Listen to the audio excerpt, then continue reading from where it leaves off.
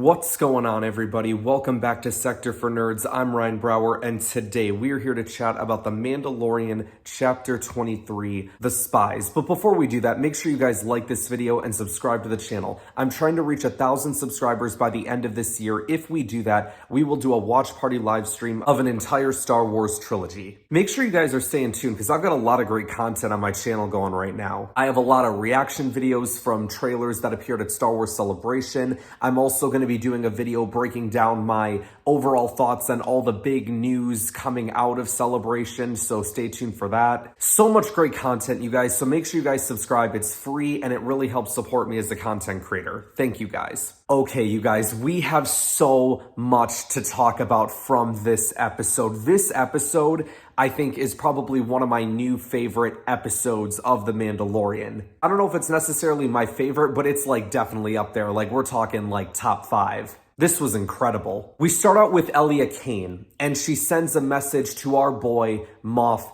Gideon. It is about freaking time that we got Moff Gideon back, you guys, because like I've been sitting there waiting for him. I'm like, I want this dude to appear so bad. It's like we know that he got out. I want to see more from Moff Gideon. I want to touch on a couple things just with like this opening bit alone. So Elia Kane, it has become clear to me, because I thought that third episode was going to be more about like setting up the future for Dr. Pershing's story, but I think I was wrong. I think it was meant to establish Elia Kane as like a new up-and-coming threat in the Empire. And Moff Gideon, you guys, we've had Moff Gideon now as a main villain for 3 seasons, and honestly, I'm still not sick of it. Like, I know that I could understand maybe where there's some people like, oh, okay, we've got Moff Gideon again. Like, let's get someone new in here. Let's do something different. But like, he is such a phenomenal villain. This guy has posed such a massive threat since the start of this show, and I want to continue to see more of him. And maybe it's because they've used him sparingly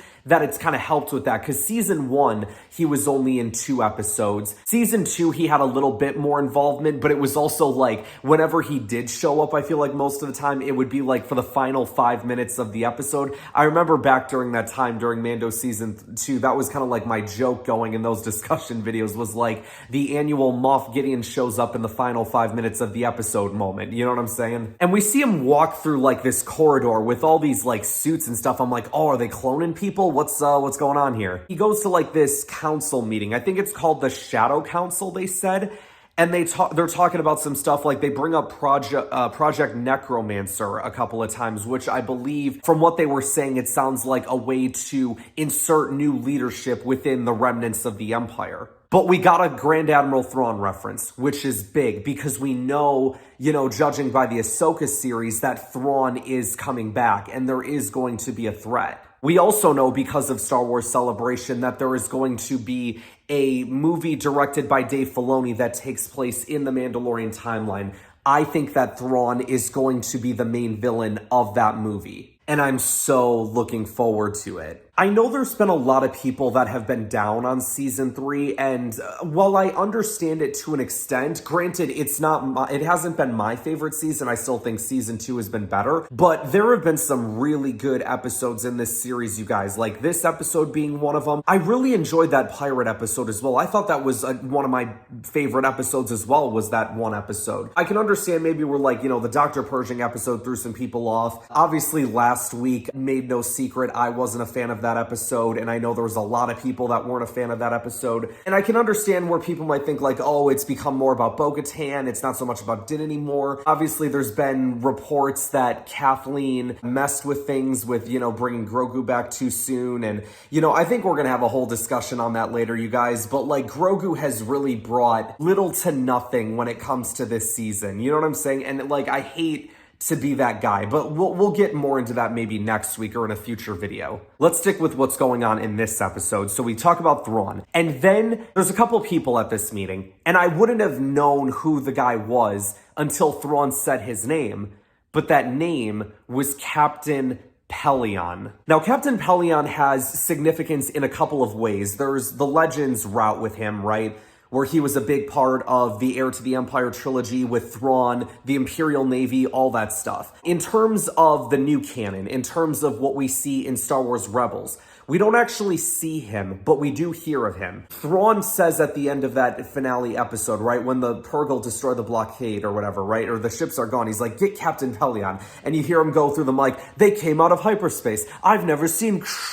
And it cuts out. And that's all we hear of from Captain PELLAEON. So clearly, if he's still out there, Thrawn is still out there as well. Just in case, people didn't believe it. And then Moff Gideon says, I want a couple things from y'all. I need some stuff. I need some interceptors, some bombers, and I need some Praetorian Guards. And I was like, whoa, Praetorian Guards, okay. For those who don't know, those are the guards in The Last Jedi that were used to protect Snoke. Did a terrible job of it, though, by the way. I'm not gonna lie. When I saw the Imperial light cruiser going over Navarro, I'm like, oh no, the Imperials are here. What? No, it's a trap. What? And then I'm like, oh yeah, that's right. We did hijack that one. Never mind, we're good. Grief Karga got Mando alcohol. That was pretty cool. And then he got him another gift.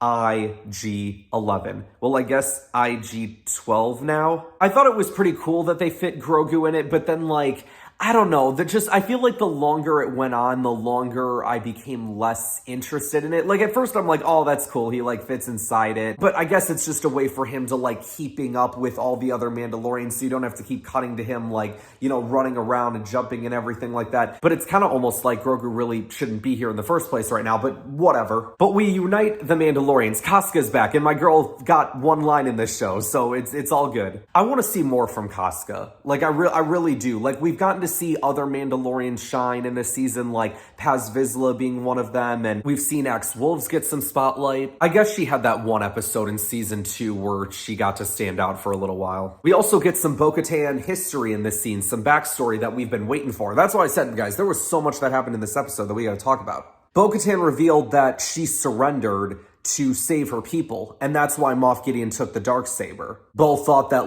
he would spare the people, but he just ends up wiping them all out anyway. And I love how Bo Katan said, it wasn't that I trusted him because I didn't, but it was what other choice did I have? Because they were kind of screwed either way, right? It was whatever you do, it's damned if you do, damned if you don't. There was a brief moment when they introduced those new Mandalorians that were on the planet. I sat there wait a minute, are these the ones that served Moff Gideon? This episode is called The Spies, right? What if these guys are here to get intelligence for Moff Gideon? Paz and Axe have a fight, but Grogu breaks it up. They get attacked by a giant creature. They get forced into the caves, get caught in a trap by Imperials, and we get a huge battle scene, which was awesome. And then they start making their way through the same corridor that it looked like, or a similar corridor that we saw in the beginning of the episode. And I'm like, wait a minute, this looks like where Moff Gideon was. Moff Gideon was on Mandalore this whole time? And I'm like, guys, I feel a trap coming. And sure enough, there's already an Imperial base set up on Mandalore. They've got all this stuff there, and they get caught in a trap, right? The doors close, and really all the Mandalorians are stuck in the middle of it, except for Din and a few others. The few others get wiped out, but Din's trying to fight them all off. He ends up in the end getting captured, and then freaking Moff Gideon shows up with some beskar, and I'm like, oh my gosh. But I think we are to assume, right, that these troopers, these new dark troopers, as Moff Gideon has put it,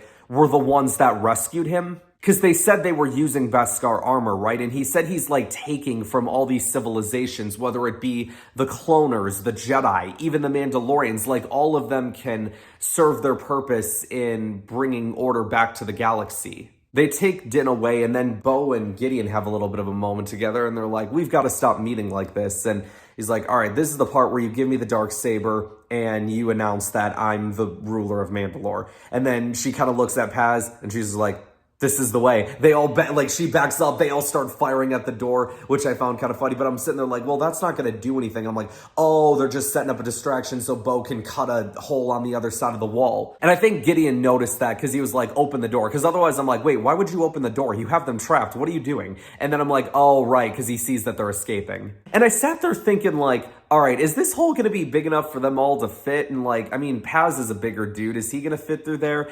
And then I'm like, oh no, he's gonna sacrifice himself because he's laying down cover fire. He's like, there's too many. And I'm like, no. To his credit, he takes them all out. And I'm like, all right, come on, dude, get out of here. Figure something out, come on.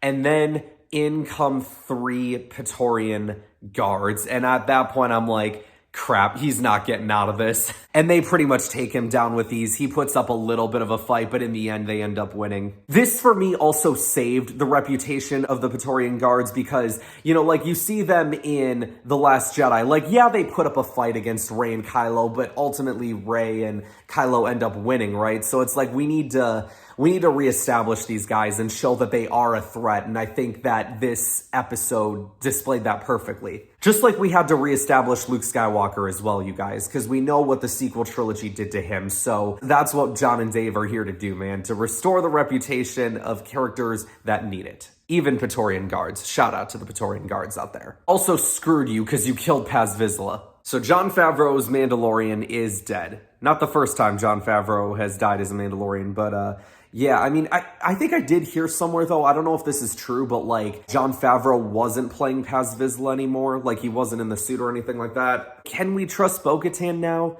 I just feel so confused with that part of the story. She has the Darksaber, she has all this stuff. She obviously seemed like she cared about Din, especially like after that scene as well where I pledge my loyalty to you and everything. The Darksaber has nothing to do with why you're leading our people because like to us the Darksaber means nothing. I just can't help but think back to that second episode where she's like, let's end him once and for all. But I don't know, maybe Bo Katan's had a change of heart. Like I love Bo Katan, so like I want to be able to trust her, but like there were those episodes earlier on where I'm like, I just don't know if I can. It feels like we're setting up a battle between Bo Katan and Moff Gideon, which I guess would make sense because we saw Din and Gideon last season. So I feel like since we've already seen that fight, I feel like the next step of this would be Bo versus Gideon. I honestly wouldn't mind though if like Gideon gets away and we set up the 4th season with him still involved. So I'm very excited, you guys, for the season finale next week. Make sure you guys are staying tuned on my channels. We're going to be talking about it. I believe that's going to wrap us up for today, you guys. Let me know in the comments below what you guys think about this episode of The Mandalorian. Make sure you guys like this video, subscribe to the channel, share this video with others to help support the channel, and I will see you guys next time. This is the way. This is the way.